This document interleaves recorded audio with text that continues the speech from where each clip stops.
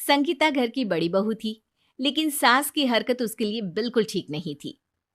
संगीता, वो मैं सोच रही हूँ नौकरानी हटा दूं। अब तो तू आ गई है, दोनों मिलकर काम कर लिया करेंगे। बबलू बेटे के कुछ पैसे ही बचेंगे ना। हाँ हाँ माँ जी, क्यों नहीं, बिल्कुल। अगले दिन।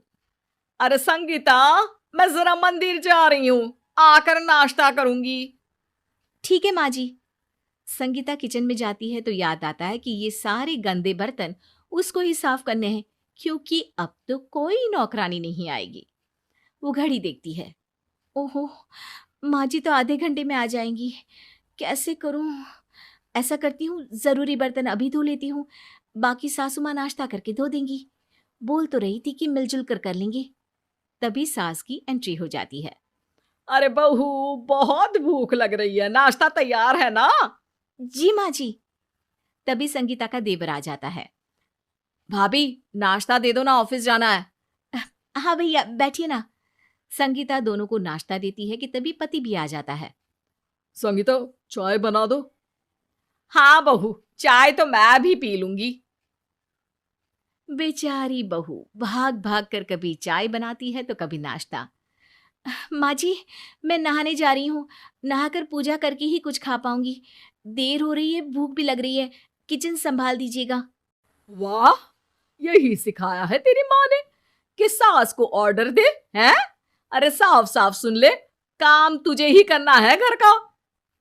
संगीता बेचारी क्या करती, चुपचाप किचन में जाकर पूरा काम निपटा कर नहा धोकर तैयार होकर किचन में कुछ खाने जाती ही है कि सास की आवाज आ जाती है। अरे खाना क्या तेरे मायके से आ रहा है? संगीता चुपचाप दिन का खाना बनाने में लग जाती है, लेकिन सास का सितम संगीता पर जारी ही रहता है। एक दिन, सुनिए ना, मैं सारा सारा दिन काम करके थक जाती हूँ। सासू माँ ने शुरू में कहा था कि नौकरानी हटा दो, मैं साथ में मदद करूंगी, लेकिन अब तो वो खाट को छोड़ती ही नहीं है। आप किसी तरह घर में नौकरानी रखवा लीजिए ना। बबलू बीवी को आश्वासन देता है कि वो उसके लिए घर में नौकरानी रखवा देगा। लेकिन अगले दिन जब नौकरानी घर आती है तब सास।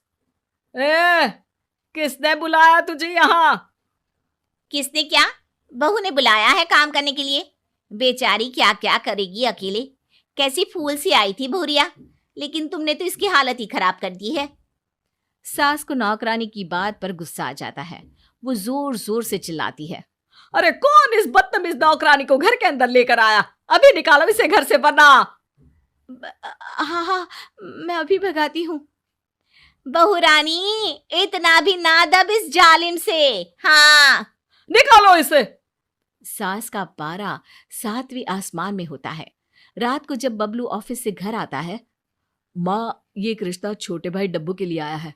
लड़की का नाम सीमा है, बहुत होशियार और समझदार है। सास संगीता की तरफ देखती है। हाँ हाँ, करवा दे शादी। इस बेवकूफ के बस की नहीं, अब घर देखना।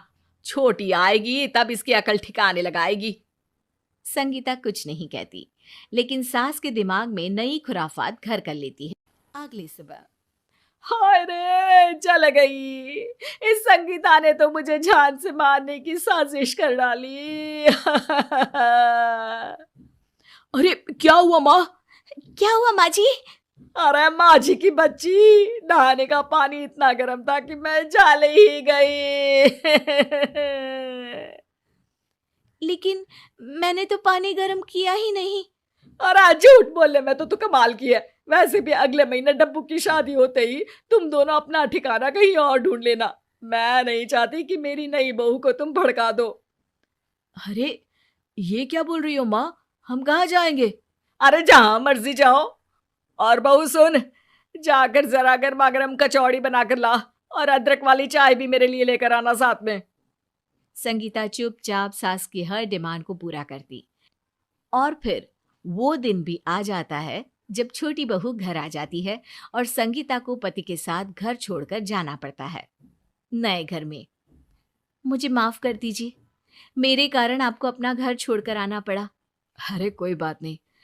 वैसे भी तुम्हारी खुशी के बारे में मैंने कभी ध्यान नहीं दिया। तुम अब अपने पर ध्यान दो, घर सजाओ और जैसी मर्जी कपड़े पहनो। अब जिंदगी जीने की कोशिश करो संगीता। तुमने हर कदम पर सहा, लेकिन अब नहीं। वहीं दूसरी तरफ और सीमा बहू, सुबह की चाय नहीं मिली अभी तक। माँ जी, मैं जल्दी से चाय चढ़ाती हूँ। आप एक काम करो, 2-4 कप धोकर दे दो मुझे। सास नई बहू को कुछ नहीं कहती और कप धोकर दे देती है। अरे बहू, कल से थोड़ा जल्दी उठ जाना, क्योंकि बर्तन तुम्हें ही तो धोने हैं। ठीक है माँ जी, कोई बात नहीं, लेकिन आप भी ना जरा जल्दी उठकर नाश्ते और चाय का इंतजाम कर लीजिएगा। वो क्या है, मैं ज्यादा देर भूखी नहीं रह सकती। अरे वाह वाह वाह, यही सिखाया है तेरी माँ ने। ए औरत, मेरी माँ का नाम ना ले। मेरी माँ ने मुझे पढ़ाया लिखाया है। जितना तुम्हारा बेटा कमाता है उतना ही कमाना सिखाया है। और हाँ, कल से मैं नौकरी करूंगी। घर के काम के लिए यहाँ नौकरानी होगी। फिर क्या, वही नौकरानी की एंट्री घर में दोबारा हो जाती है।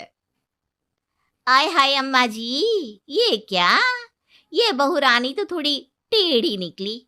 संगीता बहू तो हर बात पत्थर की लकीर की तरह मानती थी। अरे चुप रह, क्या बकवास कर रही है? इसे भी मैं सीधा कर दूंगी। अरे बहू, जरा कचौड़ी बनाकर ला और साथ में अदरक वाली चाय। अब जब सारा काम नौकरानी करेगी तो तू क्या सारा दिन ये सीरियल देखेगी? ना माँ जी ना, सीरियल क्यों, फोन पर गेम भी तो खेलने होते हैं ना। अच्छा, क्या चाहिए था आपको? कचौड़ी? अरे मैं क्या कोई कल्लू हलवाई हूँ जो कचौड़ी पकौड़ी मुंगोड़ी बनाऊं? हैं?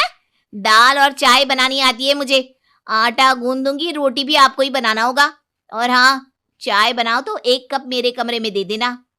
याद रखना, चीनी कम लेती हूं मैं। सास मुंह नीचे करके किचन में जाती है तो सामने संगीता खड़ी दिखती है। सास की आंखों में पानी भर जाता है। संगीता बेटा, अच्छा हुआ तू आ गई। देख रही है तेरी सास की क्या हालत कर रखी है इस लड़की ने। अरे बेटा, सुबह से कुछ खाया नहीं है, जरा 1 कप चाय तो बना दे। लेकिन ये क्या, अगले ही पल जिसे वो संगीता समझकर बात कर रही थी वो तो नौकरानी बन जाती है। अरे अम्मा जी, पगला गई हो क्या? क्या संगीता भाभी का नाम लेकर बड़बड़ा रही हो?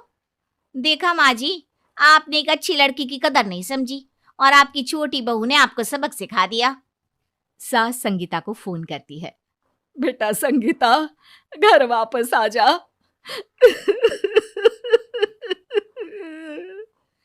अरे माँ जी, आप रो क्यों रही हैं? मैं शाम को इनसे बात करती हूँ और हम लोग कल से आपके पास ही रहेंगे। लेकिन बबलू घर वापस जाने से इनकार कर देता है। नहीं, मैं अब तुम्हें और परेशान होता नहीं देख सकता। पहले तो तुम्हें सिर्फ माँ का करना पड़ता था, लेकिन अब तो छोटी देवरानी का भी करना पड़ेगा। मैं घर वापस कभी नहीं जाऊंगा। बस फिर क्या, सास को अपनी गलती का एहसास होता है और वो संगीता के पास आकर प्यार से रहने लगती है।